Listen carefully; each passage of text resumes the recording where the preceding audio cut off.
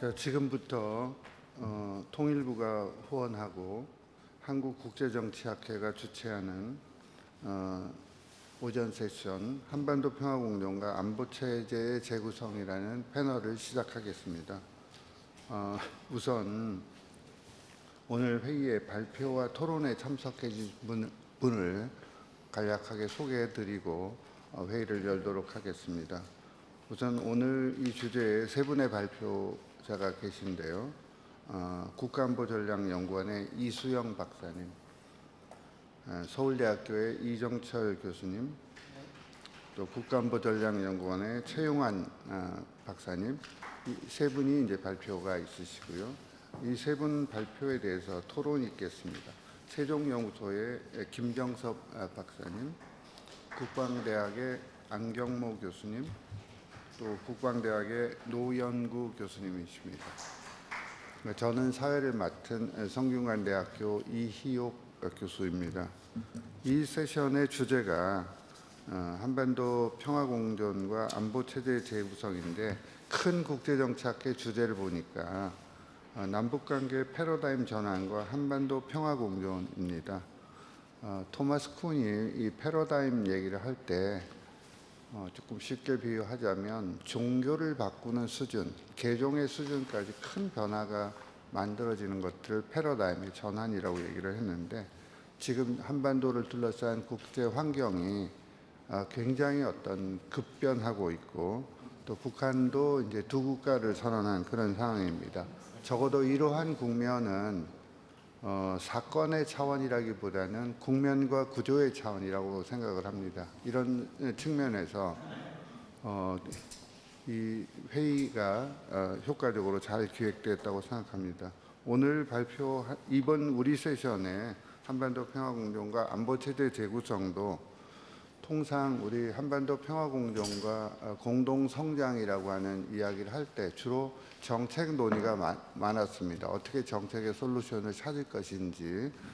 근데 오늘은 이제 국제정치학회가 주관하는 행사이고, 또 발표자와 토론자분 모두는 이 정책의 영역에서도 굉장히 좀 많은 그 아이디어를 가지고 정책의 결정에 영향을 미치고 있지만, 더 중요한 것은 매우 학문적으로 솔리드한 학자들이십니다. 그렇기 때문에 오늘 이번 주제가 정책과 이론을 조금 결합해서 한반도 평화공존과 안보체제가 어떻게 작동하는지를 효과적으로 설명할 수 있을 것 같습니다. 이 회의를 통해서 굉장히 좋은 공론장이 만들어질 것으로 기대합니다.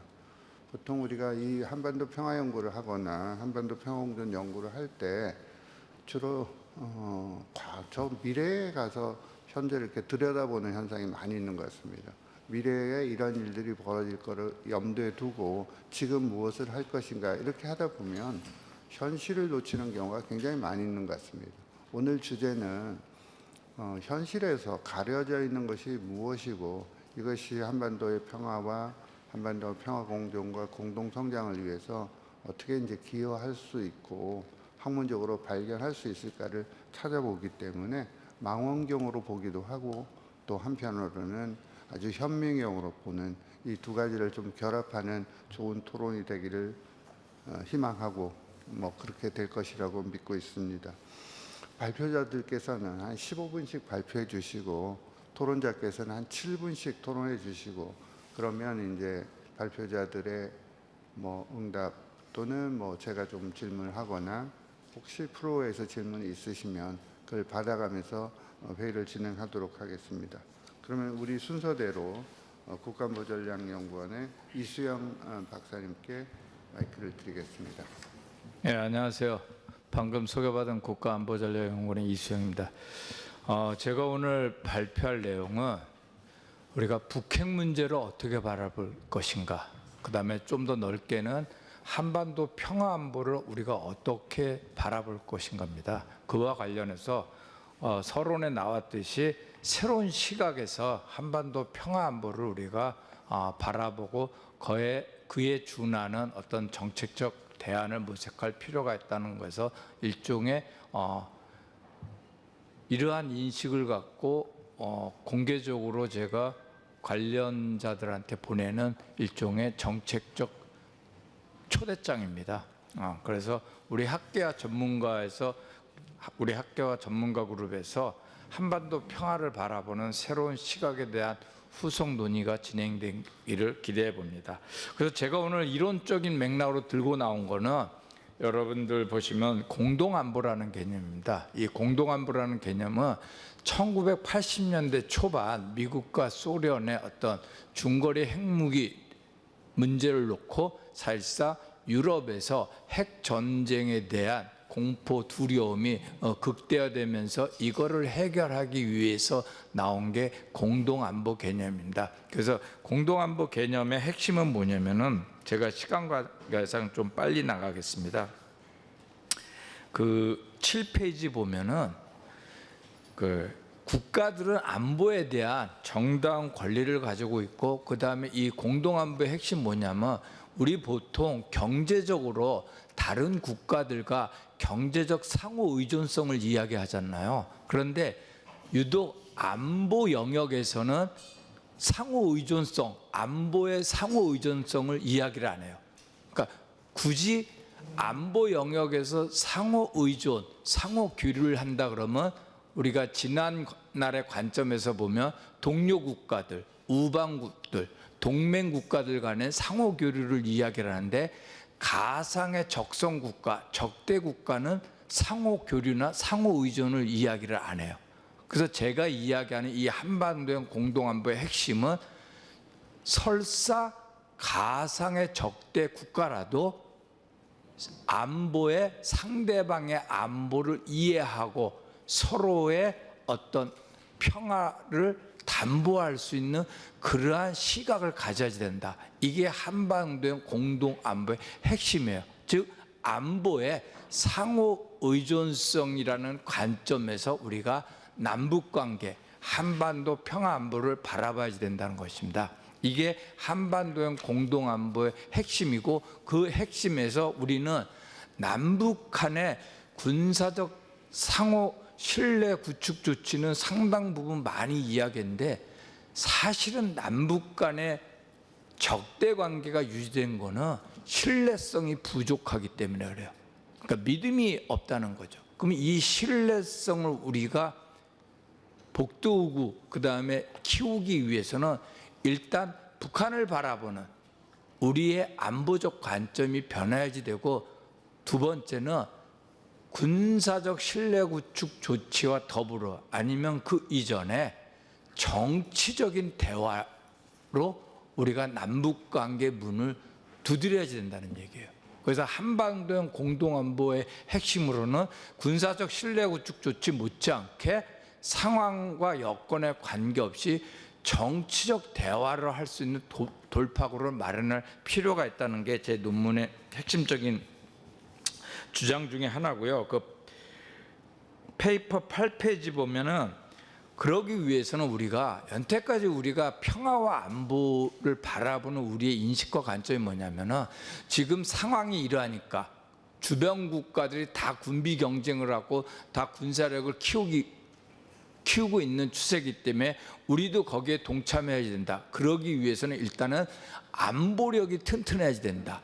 평화는 일단 안보력을 갖춘 다음에 추진할 필요가 있다. 그러면서 우리는 선안보, 후평화 논리예요. 그게 대표적인 정책적 브랜드가 뭐냐면은 안보를 통한 평화. 근데 사실 여러분들 국제정치에서 국가 간의 무정부 상태에서 안보를 통한 평화, 힘을 통한 평화를 이룩할 수 있는 나라는 미국이라는 절대적 강자 또는 오늘날 상대적 강자 이외에는 힘들어요. 더불어 미국이란 나라도 이번 이란 전쟁을 통해 나타났듯이 힘을 통한 평화를 이룬다는 것은 사실상 오늘날의 세계에서는 힘들다 이런 얘기예요. 그래서 그런 측면에서는 평화와 동행하는 안보적 시각과 관점을 가져야 된다. 우리가 현재까지 가지고 있던 일단 안보력을 튼튼히 한 다음에 평화를 모색하자. 이러한 과거에 지난날에 이게 국가 안보 패러다임에서 좀 벗어날 필요가 있고, 어떻게 하면 평화와 안보를 동시적으로 발전시켜 나갈 수 있는가? 그러니까 안보가 평화를 증진시키고 평화가 안보를 강화시키는, 이제는 평화와 안보를 동시적으로 우리가 사고하고 거기에 맞는 접근 방법을 모색할 필요가 있다는 게 한반도 공동안보의 특징이고요. 그다음에 오늘날 우리가 한반도 평화 안보에서 가장 핵심적인 게 뭐냐면 여전히 북핵 문제이죠. 1994년 북한의 NPT 탈퇴 이후 30년이 지났음에도 불구하고 우리는 여전히 한반도 비핵화, 북한 비핵화를 이야기해요. 근데 북한의 실상은 어때요? 이미 2025년 1월 20일 트럼프가 취임 날 이야기했죠. 그러니까 북한의 핵 지위를 인정한 게 아니라 사실상 북한은 군사적 핵 능력을 갖춘 나라다. 이거는 우리도 알고 국제사회가 다 알아요. 하지만 현실적인 문제로 인해서 아니면 다른 측면에 의해서 그거를 공식적으로 발언을 하지 못할 뿐이에요. 그 얘기는 뭐냐면 그러니까 우리의 어떤 북핵에 대한 관리라든가 대안 모색에 있어 처방이 현실을 벗어나서 우리만의 관점에서 이야기한다는 얘기예요. 그 결과 이게 지난 30년 동안 역대 한국 정부, 역대 미국 정부가 해온 처방이에요. 그러니까 그 처방이 그러니까 진단이 잘못됐으니까 처방이 계속 헛도는 거예요. 그래서 제가 이제는 북핵이라는 시지프스 딜레마에서 벗어나자. 올라갔다가 또 떨어지고 올라갔다 또 떨어지고 그러는 사이에 북한의 핵 능력은 우리 모두가 공개적으로는 이야기할 수 없다 해도 마음속으로 다 받아들인 게 북한이 완전히 핵 능력을 갖췄구나. 그러니까 핵 보유국 지위는 이게 국제 정치의 맥락이지만 군사적 관점에서는 북한이 핵 능력이 있다는 것은 저나 여기 계신 모든 사람이 알 겁니다. 그러기 위해서는 이제는 한반도 비핵화 프로세스는 아주 장기적에서 우리가 이상론적에서 최후의 정책 목표로 둔다 하더라도 단기적에서는 북핵 불용합 프로세스를 우리가 이제는 이야기해야 된다. 그래서 그게 현실적으로는 일단은 보다 더 고도화되고 있는 북한의 핵 능력을 멈출 수 있는 방안을 우리 스스로 적극적으로 모색해야 된다 이런 얘기예요. 아직까지 우리 정치권이나 정책권에서는 북미 대화가 북핵과 관련된 북미 핵 군축이든 핵 군비 통제든 북미 접촉이 일어나면은 이것이 한반도 평화 안보에 도움이 된다라고 이야기를 해요. 저도 여기에는 동의를 하는데 좀 아쉬운 점은 우리의 자체적인 대안이 없다는 거예요. 왜냐하면 북미 대화가 진행되더라도 한반도의 긴장 완화는 도움이 되지만 이것이 바로 남북 관계의 물꼬를 튼다라고 연결된다는 것을 누가 보장할 수가 없어요. 그러기 위해서는 우리가 북핵을 바라보는 새로운 시각으로 우리 스스로 남북 관계를 뚫을 수 있는 대안을 모색해야 되고 그것이 뭐냐면은 제가 보기에는 북핵 불융합 프로세스에서 장기적으로 비핵화를 이야기한다 해도 중단기 관점에서는 현재의 북한의 핵 능력을 인정한 상태에서 이게 핵보유국지 인정하자는 게 아니에요. 그런 관점에서 북핵을 우리가 접근하면서 일단은 보다 고도화되고 있는 북한의 핵 능력을 멈추는 이거를 우리가 적극적으로 우리 스스로 정교한 나름대로 처방을 만들어서 이걸 갖고 우리 자체 북핵에 대한 우리 자체 정책적 대안을 갖고 그 다음에 북미 대화가 진행됐을 경우 우리가 거기에 적극적으로 동참하든가 아니면 북미 대화 트랙과는 별도로 남북 대화 트랙으로 우리가 나가면서 한반도의 긴장 완화와 그 다음에 남북 대화의 모색을 해야지 된다 이런 얘기예요. 트럼프의 피스메이커, 한국의 페이스메이커만으로는 결코 남북 대화의 접점을 제가 보기에는 찾기가 상당히 힘들다는 거예요. 그러기 위해서 우리가 블루마 프로세스인 거를 상당히 정교하게 만들어서 일단은 북한의 핵이 보다 더 고도화되는 걸 멈추는 중단이라는 것을, 이거는 사실은 북한도 지금 사실은 이번 9차 당대회 이후에 북한판 실용 외교를 하는데 국익 중심 실용 외교를 북한도 공식적으로 천명을 했어요. 근데 핵심이 북한의 그 국익 중에 핵심이 뭐냐면 핵 보유국 지위를 건드리지 말라는 거예요. 그러면 핵 중단이라는 건 핵 폐기하는 좀 떨어져 있기 때문에 충분히 저는 남북 간의 접점을 모색하는 좋은 방도 중에 하나가 저는 될 거라고 생각합니다. 그러니까 시간 관계에서 이상으로 제 발표 마치겠습니다.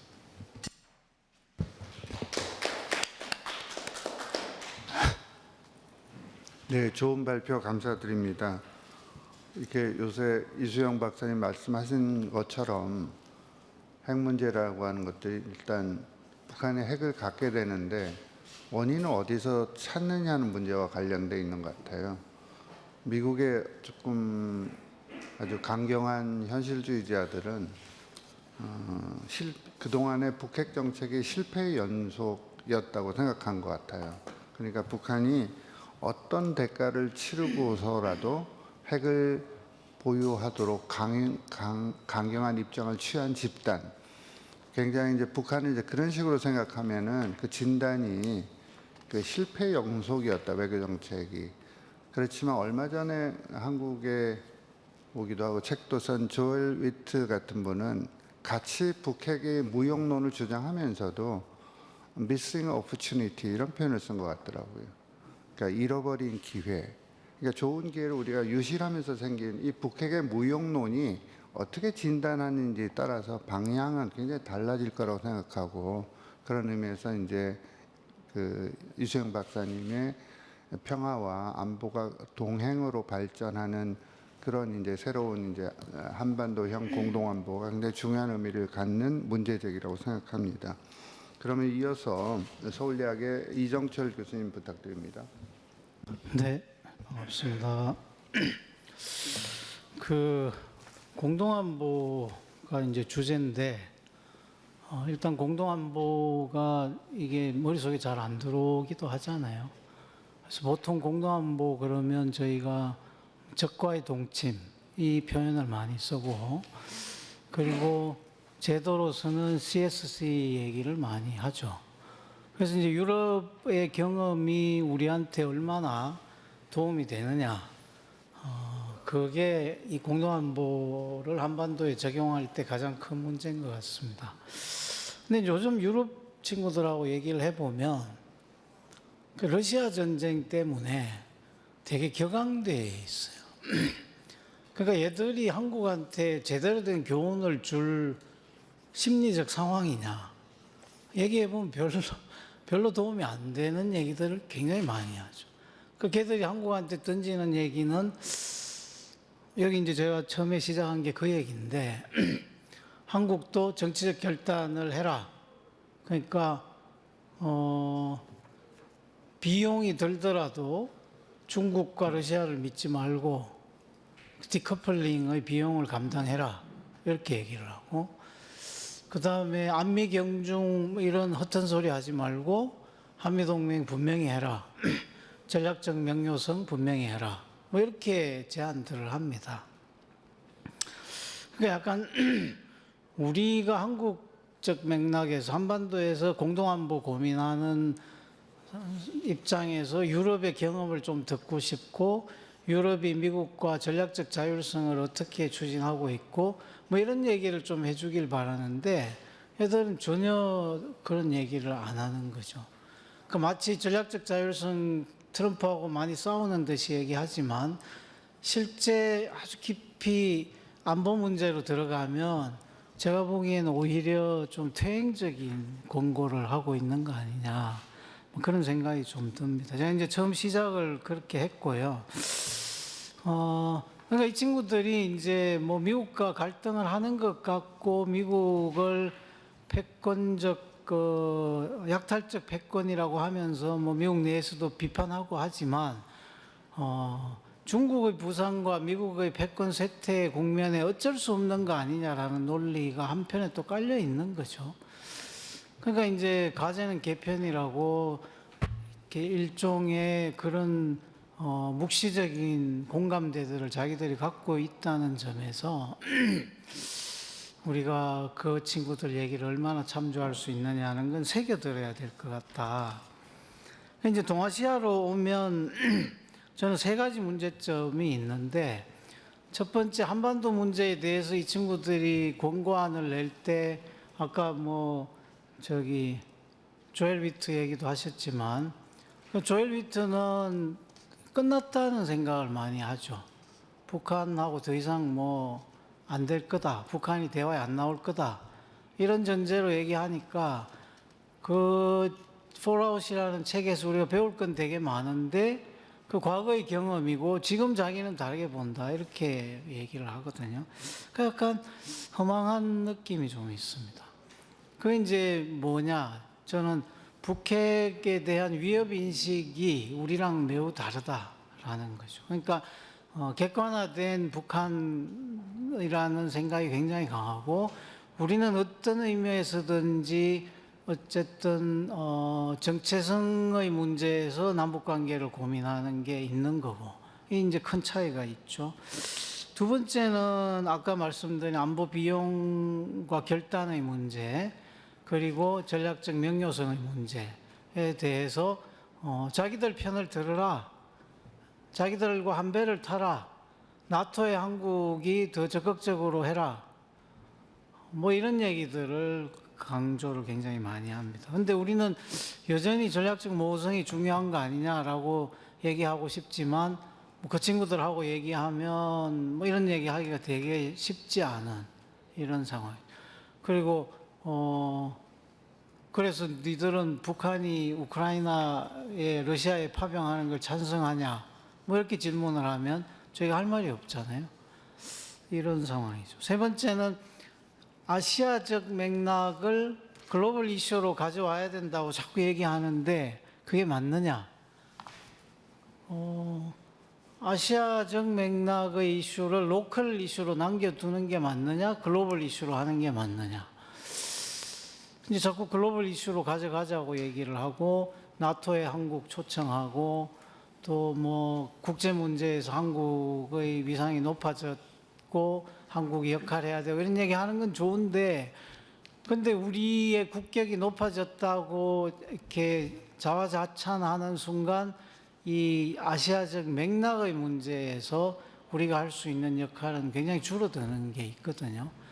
요 트레이드오프 관계를 우리가 얼마나 고민하고 있느냐. 이제 우리 머리가 얼마나 또 우리 눈이 얼마나 파랗고 하얗고 까맣고 뭐 이런 고민들을 하게 되는 상황입니다. 그래서 이제 제가 그걸 하나씩 써봤는데, 북한 위협 인식 문제는 이번에 저는 뭐 빅터차가 깔끔하게 해결해 줬다고 생각을 합니다. 빅터차는 우리 다 싫어하지만 뭐 좋아하시는 분들도 있겠지만 대부분 여기 계신 분들은 싫어하는데 빅터차가 세 가지 얘기를 하거든요.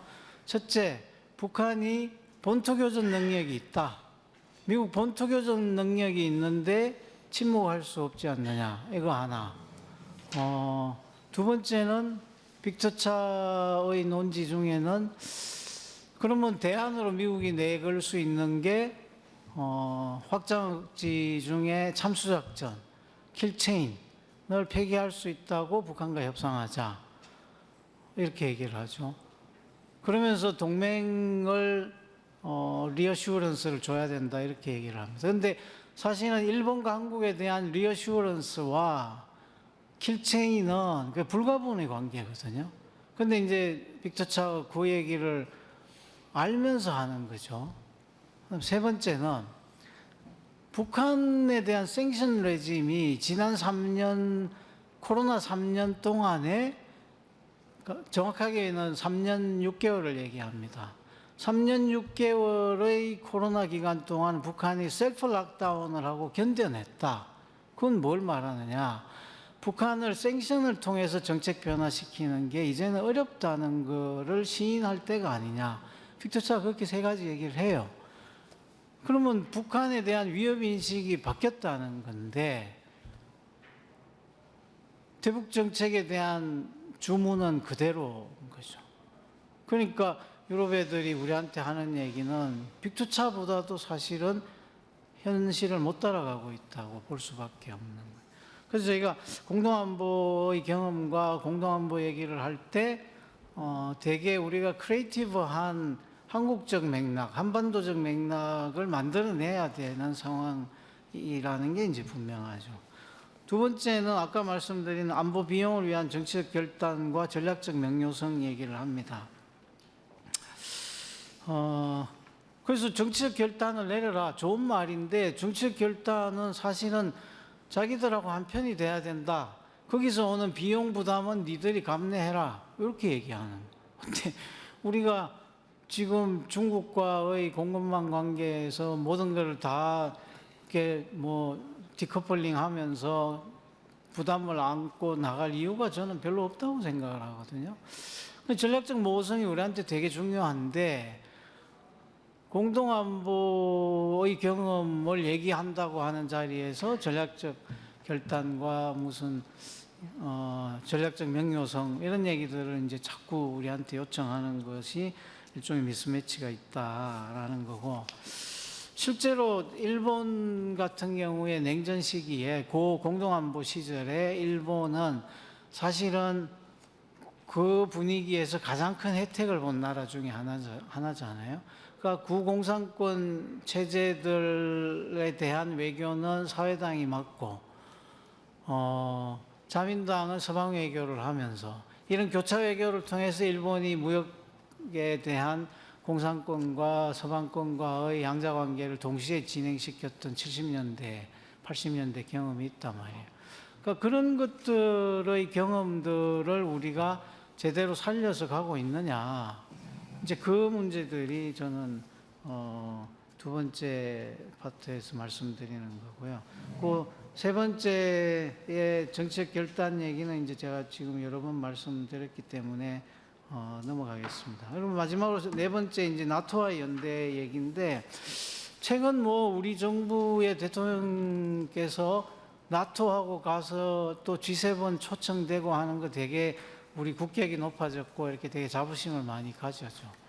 근데 이제 국격 상승론의 이면에는 이제는 북한 따위하고는 우리가 질척거릴 이유가 없다라는 것을 배경에 깔고 있거든요.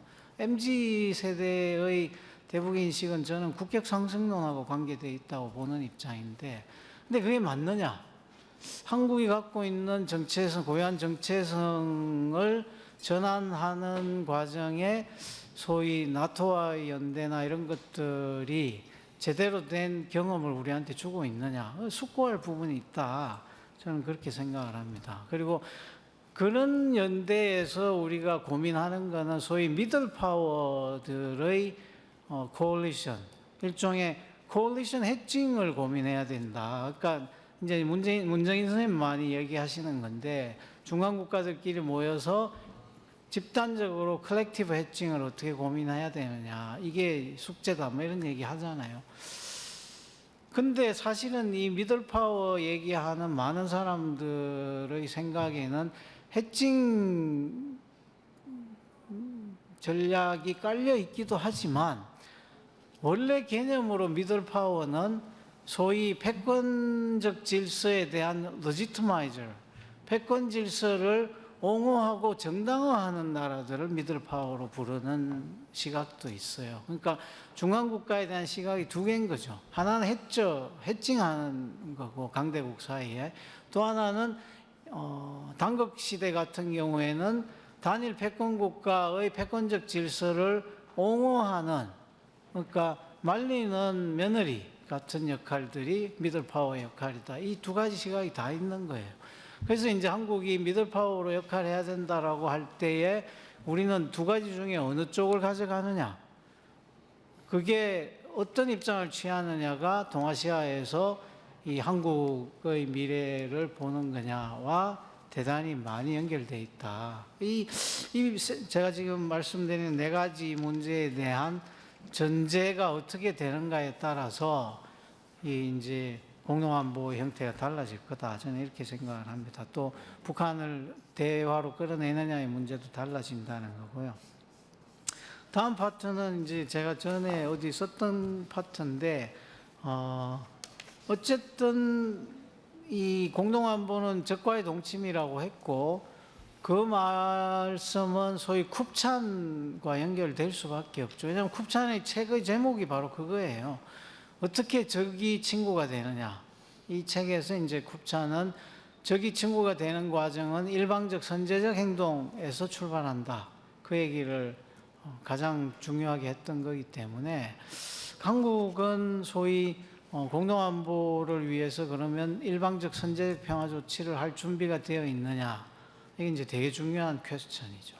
물론 이제 이재명 정부가 최근에 일방적 선제적 조치를 통해서 대북 정책을 쓰고 있는 것도 사실이고 그것이 일정한 성과가 있는 것도 사실이지만 아직까지 북한이 친구가 되고 있다는 증거는 별로 없습니다.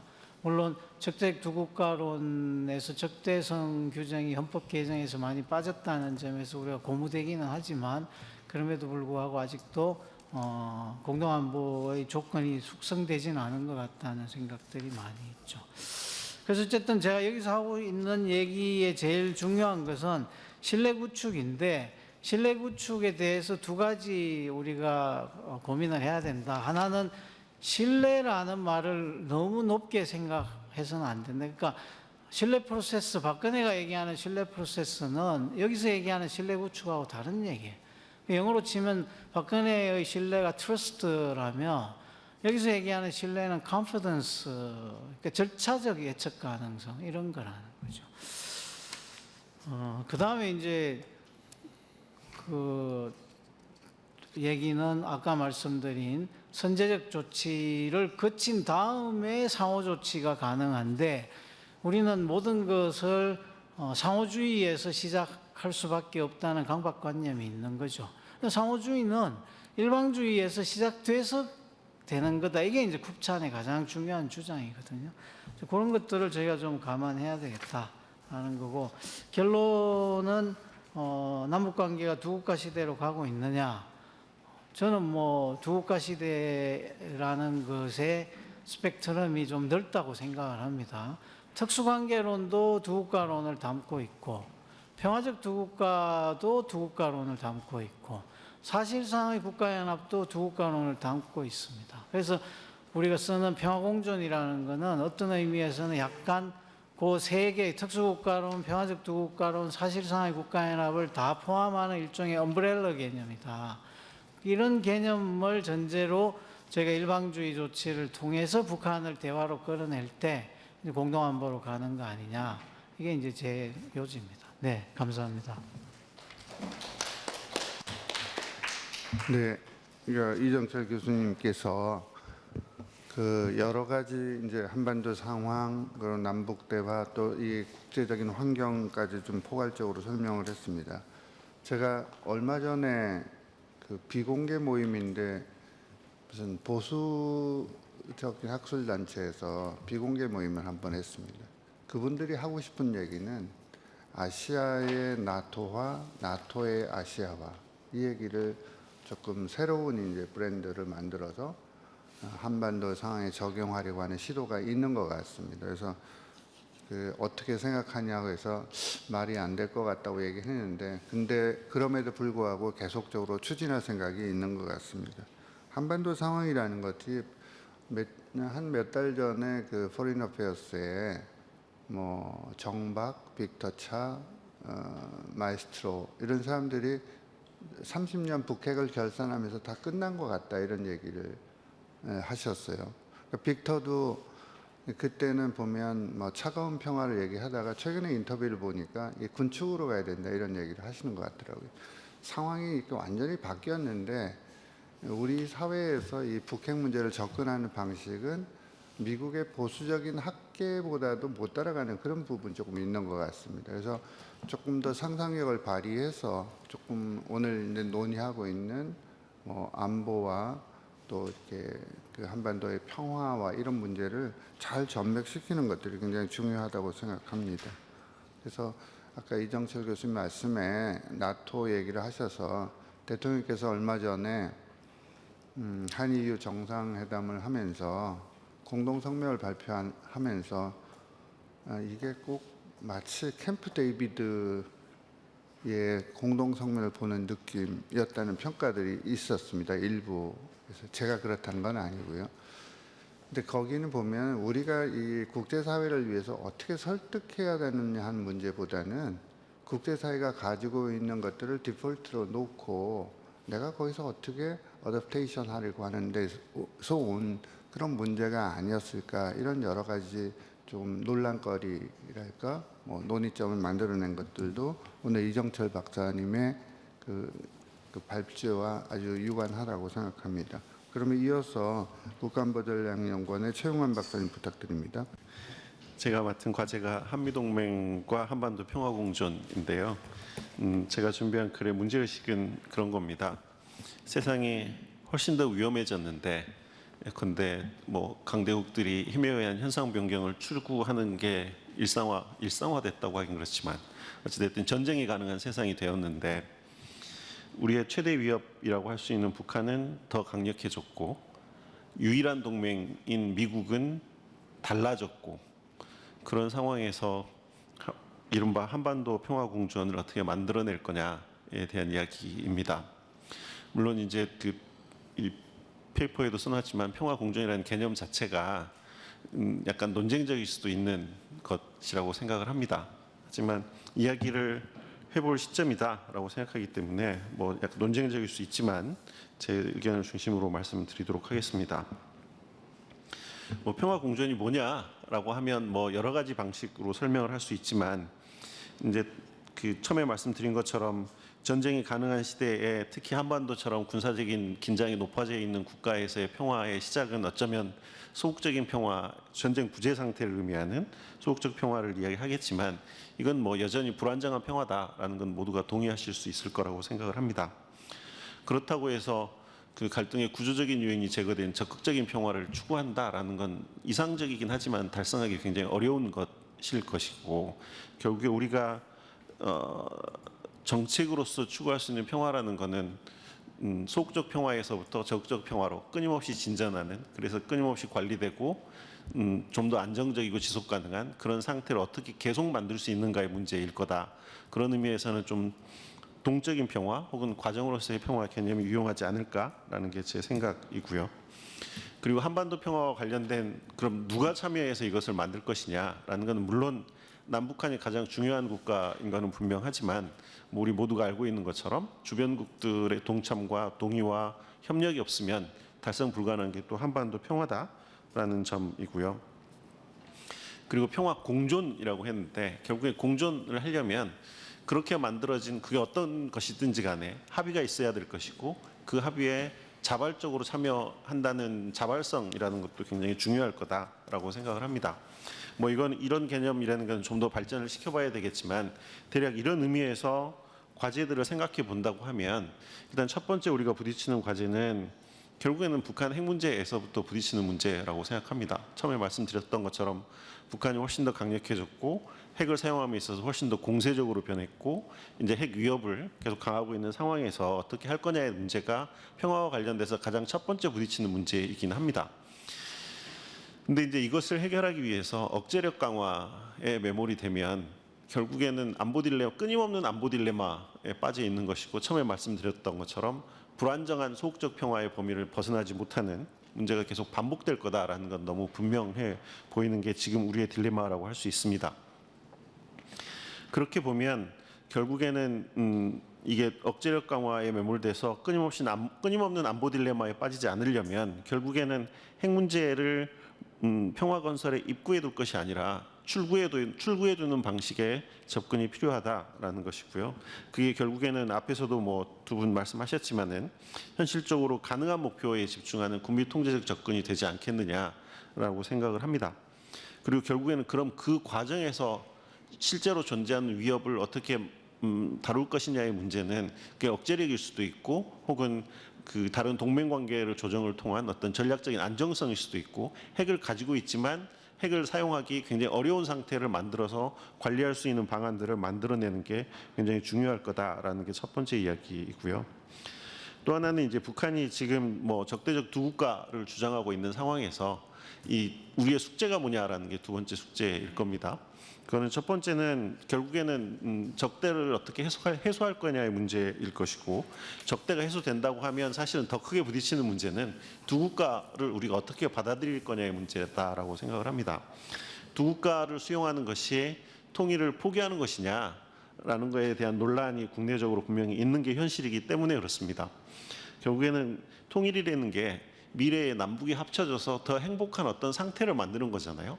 합쳐져서 더 행복하지 않다면 굳이 합칠 필요가 있을까라는 생각도 해보게 됩니다. 그렇게 보면 통일의 최종 형태를 지금 우리가 가지고 있는 일민족 일국가 일체제 통일 방안이라는 굉장히 고정되고 닫힌 형태로 두기보다는 최종 형태를 미래 세대의 선택 혹은 조금 다양한 선택지로 남겨두고 지금은 적대 해소에 조금 더 집중하는 정책 방향을 찾는 게 좋겠다라고 생각을 합니다. 문제는 억제력 강화든 혹은 남북관계 개선이든 북핵 문제 해결이든 굉장히 중요한 키를 가지고 있는 또 하나의 국가가 우리의 유일한 동맹인 한미동맹의 문제인데, 잘 아시는 것처럼 미국이 동맹의 성격을 그 위협에 대한 공유에서 어떤 이익균형의 관점에서 동맹을 재정의하고 있는 게 지금의 추세입니다.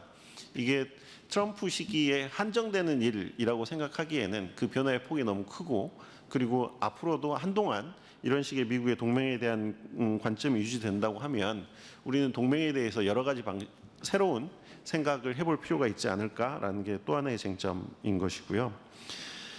지금 미국이 동맹을 재정의하면서 미국과 서유럽 간에 이른바 80년 대서양 동맹의 균열이 생겼다라고 이야기를 하는데, 그것이 이제 미국이 이야기하기는 나토가 미국의 안보 무임승차를 해왔다라고 이야기를 하지만, 제 생각에는 나토가 단순히 미국의 안보 무임승차를 했기 때문에 동맹의 균열이 생긴 게 아니라 지금 나토가 미국하고 거래할 게 없기 때문에 생기는 균열의 문제다라고 생각합니다. 그런 의미에서 보면 사실은 한국은 그나마 우리가 가지고 있는 역량 내에서 동맹 간에 거래할 수 있는 것이 있기 때문에 이익균형 관점에서 미국과의 동맹을 관리할 수 있는 자산을 가지고 있다라는 점을 기억하는 게 중요할 거다라고 생각합니다.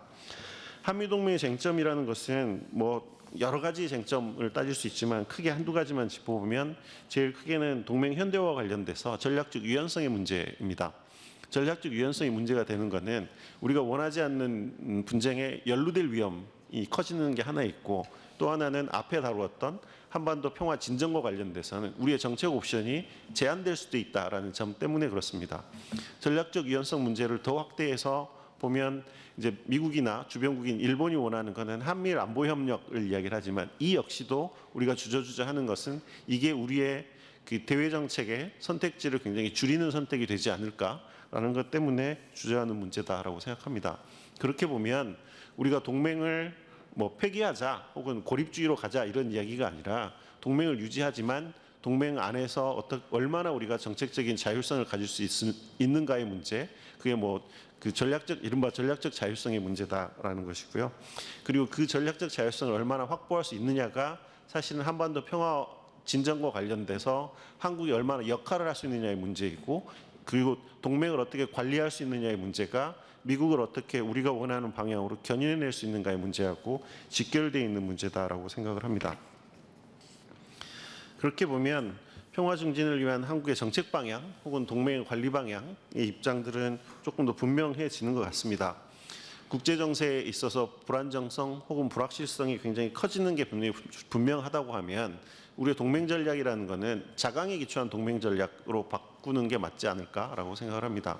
그건 왜냐하면 불확실성에 대처할 수 있는 가장 중요한 자산은 자강력일 것이고요.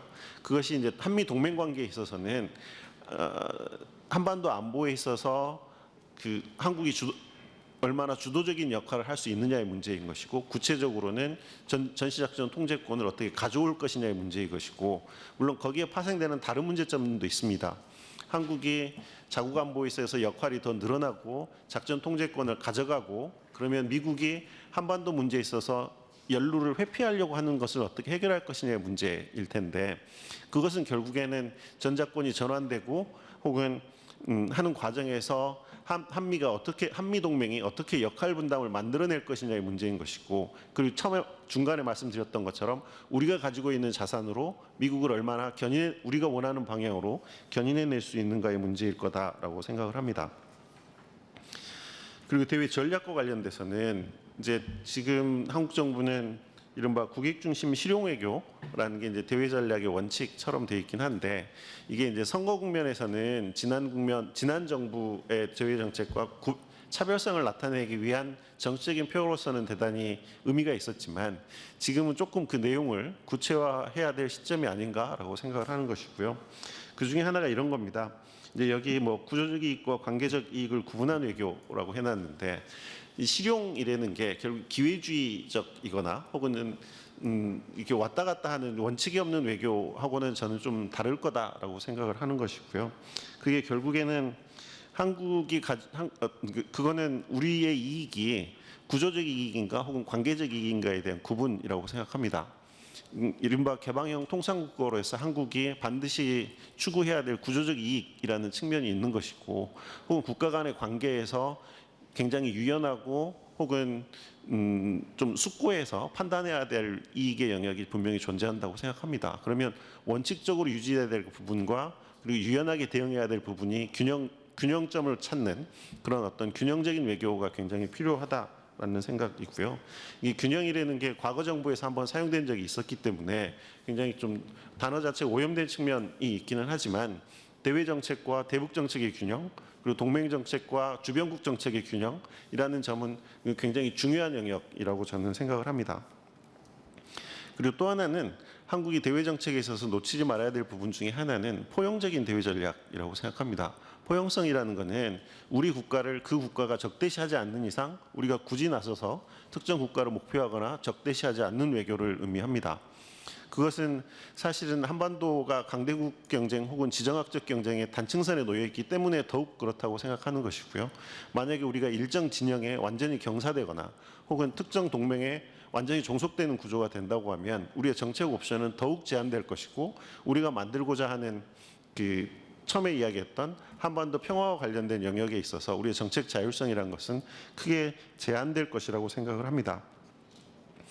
그리고 또 하나는 이제 포용적 외교와 관련돼서는 강대국 경쟁 혹은 지정학적 경쟁의 경계를 관통하는 협력을 우리가 얼마나 만들어낼 수 있는가 하는 것도 굉장히 중요한 과제라고 생각합니다.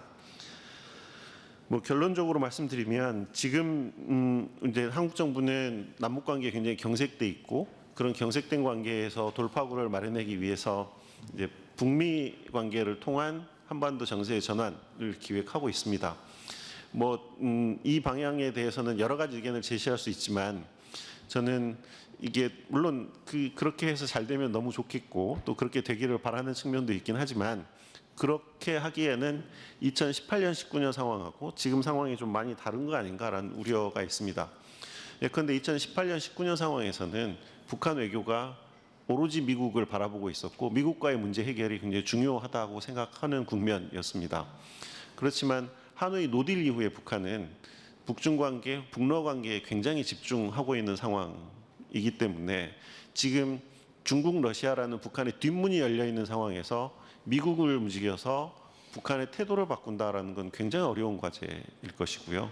결국에는 한중 관계, 한러 관계가 어떻게 관리될 수 있는가가 결국에는 북한의 태도를 바꾸는 데 있어서 굉장히 중요한 시점이 되었다라고 생각하고요. 특히 한국이 강대국 경쟁의 어떤 양자택일적인 선택에 몰리지 않기 위해서도 한중 관계, 한러 관계 관리가 굉장히 중요한 상황이라고 생각을 합니다. 그런 의미에서는 한중 관계, 한러 관계 관리가 우리의 정책 옵션을 이제 늘리는 데 있어서 굉장히 중요할 거다라는 거고요. 북한 핵 문제 혹은 북한 문제라는 것은 장기전이 되었다라는 걸 인정할 때가 되었다고 생각합니다. 당장의 핵 문제를 해결할 수 없다면 관리할 수 있는 방안이 있어야 됐고, 핵 문제가 관리되는 와중에 장기적으로 우리가 이것을 어떻게 풀 건가에 대한 장기적인 지혜, 그리고 북한의 대외 전략, 그리고 북한이 어디를 보고 있는가를 고려한 우리의 대응 전략이 마련되는 게 굉장히 중요하다라고 생각을 합니다. 예, 이상입니다. 감사합니다. 네, 최영환 박사님도 그 좋은 아이디어를 많이 말씀해 주시고, 우리 현실적으로 우리 외교가 남북 관계라든지 요 동북아 지역 외교가 어떤 식으로 작동해야 될지를 좀 말씀을 많이 하신 것 같습니다. 근데 저는 좀 지금 시점에 용기가 필요한 시점인 것 같은데요. 제가 이제 중국 정치를 조금 공부하다 보니까 우리 정부가 좀 자신감이 없는 표현들이 있어요. 예를 들면 평화 공존이라는 말이 있고요. 평화 공처라고 하거든요, 중국어는. 근데 우리 통일부에서 내는 한반도 평화 공존은 한반도 평화 공존이라고 썼어요. 한자 표기를. 공존이라고 하는 건 굉장히 정태적 개념이에요. 그냥 함께 이렇게 나눠 살자는 거고, 공처라고 쓰는 데는 평화 공존 할 때 보통 중에 공처라고 쓰는데, 공처는 매우 동태적 개념이에요. 상호작용이 굉장히 강한 개념. 그러니까 어떤 워딩을 쓰느냐에 따라서 그 국가의 성격을 보는 거죠. 오늘 최영환 교수님이 전략적 자율성이라는 용어를 쓰잖아요. 저는 그거 굉장히 비겁한 말이라고 봐요. 영어 번역이 전략적 자율성이라고 쓰거든요. 대부분 한자 표기할 때. 자주와 자율 사이에 그게 우리 외교의 좀 딜레마를 좀 반영하고 있어서 어떤 방향성을 가져야 될지 이런 것도 있고, 실용주의라는 것들도 원래 프로그마티즘이라고 하는 것들은 매우 전략적 진보주의 또는 그런 개념이거든요. 그런데 우리가 쓰고 있는 것들은 이 전략적 진보주의라는 개념에서 프로그마티즘을 소비하는 것들이 아니라 매우 이익과 균형 사이에 매우 지금 정태적인 개념으로 사용하고 있어서, 어떤 식의 우리가 외교의 방향을 설정할 때 이러한 지금 이제 최영환 박사님 말씀하신 내용하고 우리 외교의 방향, 속도의 문제보다는 지금 방향의 문제 같거든요. 그런 거를 고민할 수 있는 좋은 기회였다고 생각합니다. 그럼 세 분 발제를 마치고요. 이어서 토론을 시작하겠습니다. 토론은 이제 세 분 토론인데요. 맡은 주제에 대한 토론도 필요하고 아니면 넓게 토론해 주셔도 좋겠습니다. 우선 세종연구소의 김정섭 박사님 부탁드립니다. 네, 감사합니다. 저는 이수영 박사님 토론을 맡았습니다. 한반도형 공동안보라는 그 제안을 해주시면서 초대해 주셨는데 초대 감사합니다. 이 공동안보라는 개념 사실 어떻게 보면은 생소하기도 하지만 좀 당연한 거죠. 안보가 이 모든 주권 국가들이 얽혀 사는 이 세상에서 서로의 안보가 연결되어 있고 또 상호작용한다는 것은 우리 국제 정치의 시작이기도 한데요. 여러분들 저는 이것과 관련된 가장 대표적인 사례를 냉전 시대 때 미소 간에 맺었던 ABM 조약도 여기에 이걸 보여주는 하나의 사례라고 봅니다. 그러니까 ABM 조약이라는 것이 탄도탄 미사일 방어를 미소 양국이 스스로 제안하는 제약을 받아들이는 그 합의를 했던 것이잖아요. 상대의 미사일 공격으로부터 자국의 생명과 본토의 생명과 재산을 보호해야 되는 것은 국가의 책무인데 그 미사일 방어 자체를 스스로 제약한다는 것 자체가 사실은 굉장히 생각하기 어려운 건데, 그런 합의가 이루어졌다는 것은 결국 방어 능력을 스스로 나의 방어 능력을 제약을 해야 상대의 공격 능력, 억지력이 존중되고 그걸 통해서 군비 경쟁이 계속해서 가속화되지 않도록 하기 위한 그런 일종의 고육지책이라고 할 수 있는데요. 그러니까 말하자면은 이 방어 무기까지 서로 제한해 가면서 그 군비 경쟁을 안정화시키려고 했던 그 냉전의 한가운데에서의 노력을 보듯이 이 안보라는 것은 결국에는 이 상호작용이고 연결되어 있다라는 것을 다시 한번 상기할 필요가 있다는 것이고 이런 부분을 제기해 주신 이수영 박사님 문제 제기에 적극적으로 공감을 합니다. 이 관련돼서 이제 결국에 이제 우리 한반도 문제로 돌아오는 건데요. 이런 공동안보의 관점에서 이제 북핵 문제를 어떻게 접근해야 될 건과 관련돼서 이제 이수영 박사님께서는 이제 그 비핵화라는 것을 당면 목표로 하기보다는 불능화 프로세스, 불능화 패러다임을 강조해 주셨습니다. 일종의 이제 군비 통제 패러다임이죠. 사실 지금 저는 이 비핵화 패러다임이냐 뭐 또는 군비 통제 패러다임이냐 이게 이렇게 충돌하거나 반드시 긴장 관계에 있는 거라고는 생각하지 않습니다. 비핵화로 가기 위해서도 결국에는 군비 통제부터 시작해야 되겠죠. 단번에 갈 수 있는 건 아니니까. 근데 지금 문제는 뭐냐면은 이 뭐 불능화라고 하든 군비 통제 패러다임이라고 하든 그것을 우리가 선택한다고 하더라도 또는 이제 그 과정 속에 우리가 있다고 하더라도 그것조차도 작동하기가 굉장히 어려워진 상황입니다. 비핵화는 말할 것도 없고 지금 이재명 정부가 얘기하는 중단, 축소, 폐기로 이르는 그런 단계적 접근조차도 굉장히 출발시키기가 어렵다. 중단 자체가 굉장히 어렵다. 이런 측면에서 우리의 고민이 있는 것이죠. 이수영 박사님께서 이제 어떤 이런 남북한 간의 군사적 제도화의 습관화 그리고 이것을 통한 어떤 그 신뢰관계 이런 걸 말씀하셨는데 지금 북한이 완전히 문을 닫고 있잖아요. 적대적 두 국가 관계로 해서 뭔가 서로 간의 군사적 제도화를 이룰 만한 그런 단초를 열기가 너무 어렵습니다. 그래서 그럼 이때는 어떻게 해야 되는가라는 것까지 한번 생각해 볼 필요가 있을 것 같은데요. 여기와 관련돼서 아까 이정철 교수님이 하신 말씀에 저도 전적으로 동감합니다. 사실 군비 통제라는 것이 쌍무적인 공식적인 협상을 통해서도 이루어지지만 선제적으로 일방적으로 비공식적으로 시작되고 그 메시지를 주는 것 자체가 넓게 보면 군비 통제의 하나의 그 과정이라고 볼 수 있거든요. 그래서 지금은 남북한이 뭐 회담장에 마주 앉아가지고 그거에 핵과 관련되는 뭐든 간에 어떤 군비 통제 협상을 하는 것을 기대하기는 어려운 상황이기 때문에 우리가 지금 할 수 있는 것부터 시작해서 선제적으로 할 수 있는 것을 통해서 어떤 여건을 조성해 나가는 그런 것부터 이제 더 실천적으로 고민해야 될 때가 아닌가 싶습니다.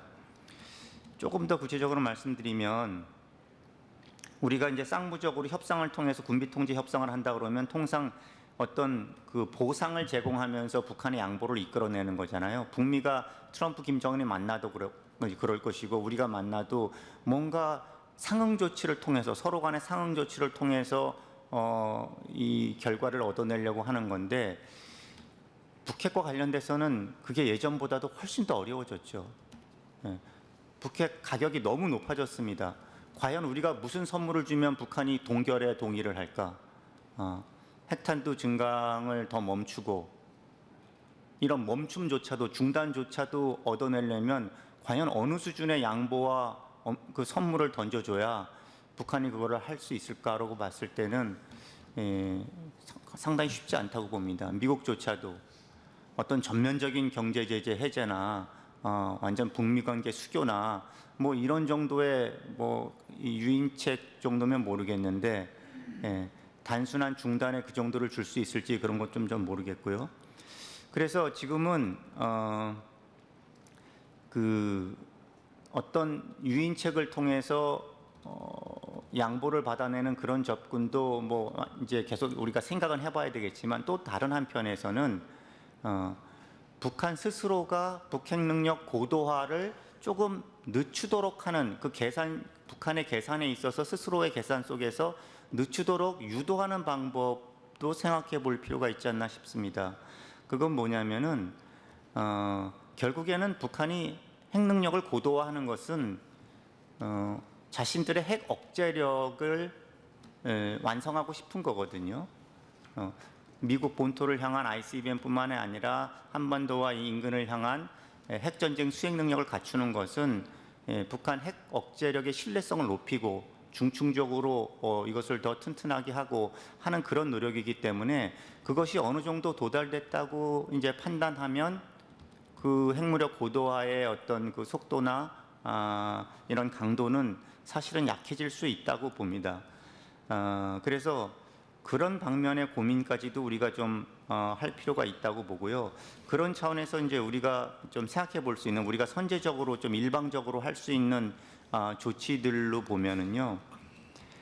예를 들어서 이제 아까 최영환 부원장님께서는 억제에 우리가 매몰되면 안보 딜레마가 심화된다고 말씀해 주셨습니다. 그 맞습니다.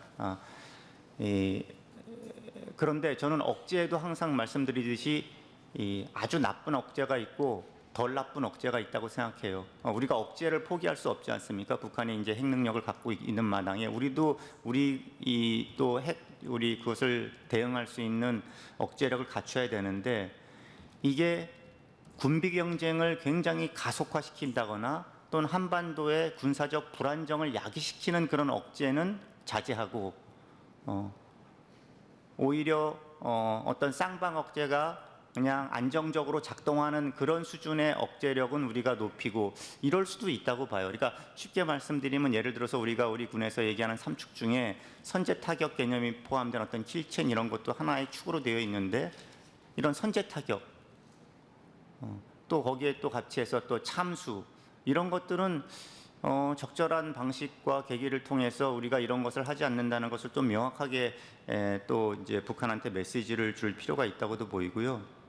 확장 억제 관련돼서도 이것이 이제 미국의 대규모 전략 자산이 전개돼서 이렇게 북한한테 이 억제 메시지를 주는 방식도 물론 뭐 간혹 필요에 따라서는 이제 시행될 필요가 있겠지만 이 확장 억제의 어떤 우리의 발전 어떤 방식도 좀 더 그 확장 억제가 실제 이 실행되는 어떤 조건, 원칙 또 어떤 방식 이런 것들을 한미 간에 좀 더 그 논의를 심화시키고 제도화시키는 쪽으로 이런 방식으로 확장 억제를 좀 하면 이것도 이런 방식의 또 억제가 도움이 될 것이라고 보고요. 또 하나는 이제 9.19 군사합의 이게 또 사실 많이 거론되는데 아직도 우리가 이게 선제적으로 보고는 안 하고 있죠. 모든 부분이 아니라 사실은 지상 해상 완충구역에서의 적대행위 금지 이런 조항 같은 경우에는 이것도 복원할 수 있다고 보는데 이런 여러 가지 조치들을 통해서 어떤 그 지금 남북한 간에 굉장히 서로 간의 억제력 경쟁이 계속 심화되고 있는 것을 조금 그 흐름을 좀 완화시킬 수 있는 그런 쪽의 조치들을 우리가 좀 고민해 볼 필요가 있겠다라고 싶습니다. 지금 정부가 이재명 정부 들어서서 이런 조치들을 했죠. 세 가지 북한 관련된 원칙 얘기하면서 체제 존중, 흡수 통일 배제, 그다음에 적대행위 금지 이런 것들은 발표를 했고 또 이제 이 대북 방송도 중단했고 이런 것들이 굉장히 도움이 돼서 사실은 군사적인 불안정성이나 긴장은 많이 낮아졌다고 생각합니다. 근데 이런 것들이 좀 더 군사적 차원에서의 우리의 조치로 좀 연결되는 거는 조금 미흡한 것 같아요. 그러니까 9.19 군사합의 어떤 선제적 복원이라든지 이런 부분에 있어서 그래서 앞으로 이런 부분을 좀 고민해야 될 것 같고 적대적 두 국가론에서 우리가 적대성을 낮추는 쪽으로 지금 앞으로 좀 노력해야 된다고 했는데 지금 이제 국방부에서는 또 주적 개념을 또 다시 명확하게 했잖아요. 그러니까 이런 것들이 이 정부 전체 이재명 정부가 지금 지향하는 전반적인 그런 대북 정책하고 좀 일관되지 않은 면이 있는 것 같습니다. 그래서 현재로서는 우리가 지금 할 수 있는 부분에서 어떤 흐름을 조금이라도 좀 개선시킬 수 있는 방향 쪽으로 좀 고민을 해볼 필요가 있다고 생각합니다. 감사합니다. 네, 좋은 코멘트 감사합니다. 그럼 이어서 안경모 교수님. 네, 바로 말씀드리겠습니다. 하여튼 오늘 너무 중요한 주제에 또 이 주제에 가장 제가 보기에는 프론티어에 계시다고 생각되는 분들을 모시고 이 말씀 듣고 또 토론하게 돼서 너무 감사하게 생각하고요. 이종철 교수님 그 발표문에 대해서 다들 뭐 들으시면서도 여러 가지 공감이 있으셨겠습니다만 저 역시도 깊은 공감이 있고요. 또 사실 다른 자리에서 또 다른 경로에서 이 이야기를 좀 더 구체적으로 또 나누고 있어서 더욱더 여러 가지 그 고민이 됩니다. 근데 사실 오늘은 어떻게 보면 좀 청중이 있는 상황이고 또 청중이 되게 다양하시고 또 어떻게 보면 오늘 이 자리가 이런 이야기들이 저희들끼리의 이야기를 넘어서서 실제 정책으로 좀 이어지는 징검다리가 되었으면 하는 차원에서 제가 청중의 입장에서 또 어떻게 보면 또 의구심을 가지신 분들의 입장에서 조금 질문들을 대신 던져보는 그런 시간으로 토론을 임하겠습니다. 크게 세 가지 말씀드릴 건데요. 하나는 이제 굉장히 중요하게 말씀하신 부분인데 전략적 명료성이냐 모호성이냐와 관련된 부분입니다. 전략적 명료성에 대해서 굉장히 이제 여러 가지 저희 고민해야 될 부분을 말씀해 주셨고 그 섣부른 전략적 명료성이 갖는 그런 위험성에 대해서도 아주 정확하게 지적을 해 주셨는데요. 그 사실 뭐 미국조차도 이제 그 여기 발표문에도 있습니다만 복합적으로 유연하게 대응하고 있는 상황에서 저희가 이렇게 전략적 그 명료성 깃발을 높이 드는 게 맞냐 뭐 이런 의문도 사실 듭니다. 근데 그럼에도 불구하고 또 최근에 좀 이런 이야기들이 많은 것 같은데요. 그 일종의 이제 미국 쪽의 신중론이랄까요, 그 견제론이랄까요. 그러니까 그 한국의 입장에 대한 어떤 의구심들. 최근에 뭐 월스트리트 저널에 한국의 그 민주당에는 그 한미동맹 관련된 이런 세력이 없다라는 이런 기사가 실렸고 거기에 대해서 미국 대사님들께서는 그 현실과 다르다 이런 강력한 이야기를 하시기는 했고 또 뭐 월스트리트 저널에 그런 목소리를 내신 분이 사실 그런 이야기를 원래 하시던 분이란 측면에서 생각해 보기에 현실은 그 대사님들이 보신 게 더 정확하다고는 판단을 합니다. 그러나 그럼에도 불구하고 최근에 특히 전작권 관련해서도 워싱턴의 기류가 심상치 않다. 또 이런 여론의 변화들을 굉장히 잘 관리해야 된다. 사실 이런 의견들도 조금씩 힘을 얻어가고 있는 상황인데 특히 여기에 저희가 지난 기간 노무현 문재인 정부에서 여러 가지 실패들이 있지 않았습니까? 이런 트라우마들이 겹치면서 이런 우려들이 더 커지고 있는데 특히 최근에 현재의 상황으로 봤을 때는 전작권 전환과 관련해서 적어도 과도기적으로 전술적으로는 단기간에 있어서는 전략적 명료성을 강화해서 이런 과제들을 먼저 좀 해결해야 되는 게 아니냐 이런 현실적인 논의들도 있는데 여기에 대해서 좀 어떻게 생각하시는지 궁금하고요. 또 하나는 이제 방식, 그 전략적 명료성을 대체하는 그런 방식과 관련해서는 여기 보면 이슈 분리 외교를 통해서 이중성을 병행해 왔으나 지금은 통하지 않는다. 다른 방식의 모호성 전략이 불가능한 것은 아니다라고 하셨는데 그 다른 방식의 그 관리 방식을 조금만 더 구체적으로 말씀해 주시면 도움이 되지 싶습니다. 그다음에 이제 군비 통제 관련한 부분인데요. 군비 통제 관련한 부분 여기 또 반갑게도 여기 백승준 박사님께서 군비 통제 관련해서 아주 좋은 논문들 최근에 많이 쓰셨는데 이따가 좀 코멘트도 같이 해주셨으면 감사하겠고요.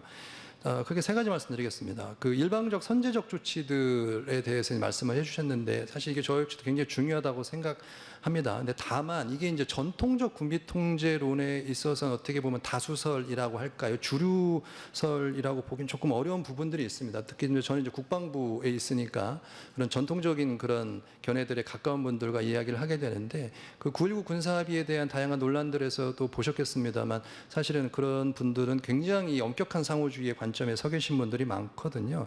그런 차원에서 이런 분들을 설득하기 위해서는 조금 더 풍부하고 좀 세련된 설득의 어떤 기술들이 좀 필요할 것 같은데 이런 부분들에 대해서는 어떤 지혜를 갖고 계신지 궁금하고요. 또 한 가지는 이 군축의 트랙과 관련해서 가장 근본적인 우려는 결국에는 이 군축 모델에는 끝에 제로가 없지 않습니까? 그런 의미에서 이게 재래식 군축을 학군축과 별도로 분리를 하든 아니면 CNI 관점에서 통합적으로 하든 궁극적으로는 저희는 없고 북한은 있는 물론 이제 미국의 핵우산이라는 간접적인 대칭성의 확보가 있습니다만 직접적으로는 항구적인 비대칭성이라는 게 그 존재를 하는데 이 부분을 그러면 궁극적으로 감내해야 된다고 보시는 건지 그 부분에 대한 사실 우려가 가장 그 큰데 그 부분은 어떻게 생각하시는지 궁금합니다.